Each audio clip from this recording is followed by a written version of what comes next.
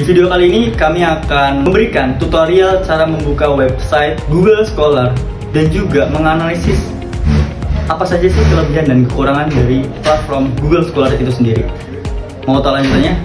Saksikan video ini terus sampai akhir. Let's go! Sebagai mahasiswa dan akademik, kebutuhan referensi ilmiah yang berkualitas sangatlah tinggi. Nah, Google Scholar ini juga yang dapat membantu kita untuk memudahkan mencari informasi yang berkaitan dengan akademik. Namun, selain mempraktikkan cara penggunaannya, kami juga akan menganalisis mengenai kekurangan dan kelebihan dari platform ini berdasarkan 5 pilar utama analisis informasi.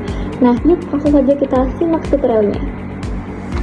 Langkah pertama, buka peramban atau browser internet kalian.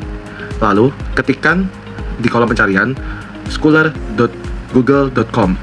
Pada kolom pencarian, setelah halaman utama terbuka, kalian akan melihat kolom minimalis khas Google dengan satu kolom pencarian utama yang berada di bagian tengah. Lalu, untuk mencari dokumen, cukup mengetikkan ke kolom pencarian dan masukkan kata kunci yang ingin kalian cari. Misalnya, kalian ingin mencari digitalisasi informasi perpustakaan. Lalu, klik ikon kaca pembesar atau enter. Boom, dalam sekejap, Google Scholar akan menampilkan ratusan karya ilmiah, bahkan ribuan artikel yang terkait. Di sebelah kiri, kita bisa menggunakan fitur filter untuk membatasi tahun terbitnya dokumen. Misalnya, artikel yang terbit sejak tahun 2022, agar datanya tetap relevan. Di bagian kanan hasil pencarian, jika terdapat tautan yang bertuliskan PDF, kalian bisa langsung mengkliknya untuk mengunduh dokumen secara gratis. Terakhir, ada fitur ikon tanda petik 2 di bawah setiap judul artikel yang berfungsi untuk melihat dan menyalin format sitasi instan seperti APA, MLA, atau Harvard. Oke teman-teman, sekarang kita masuk ke bagian analisis. Yang pertama adalah sistem dokumentasi teman-teman. Namun kurangnya teman-teman, pengindexan otomatis ini terkadang kurang rapi. Terkadang kita mendapati beberapa metadata dokumen yang kurang lengkap, seperti nama penulis yang salah input, atau juga duplikasi dokumen yang masih sama di beberapa hasil pencarian teman-teman.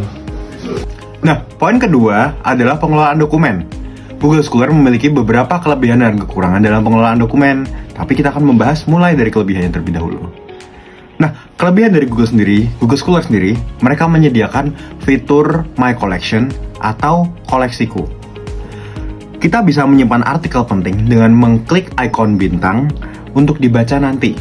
Selain itu, kita bisa mengekspor metadata sitasi dengan mudah ke aplikasi pengelola referensi, seperti menggunakan Mendeley atau Zotero. Nah, tapi, meskipun mereka memiliki kelebihan, seperti yang sudah saya beritahu tadi, Google Scholar juga memiliki beberapa kekurangan.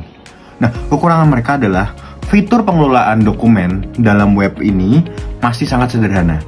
Kita tidak bisa mengedit isi dokumen atau membuat folder atau kategori yang kompleks layaknya di aplikasi manajemen referensi khusus.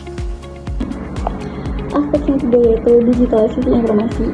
Kelebihannya, Google Scholar sebagai pelapor luar biasa dalam digitalisasi miliaran halaman literatur ilmiah fisik ke dalam bentuk digital yang bisa diakses dari mana saja tanpa batas geografis.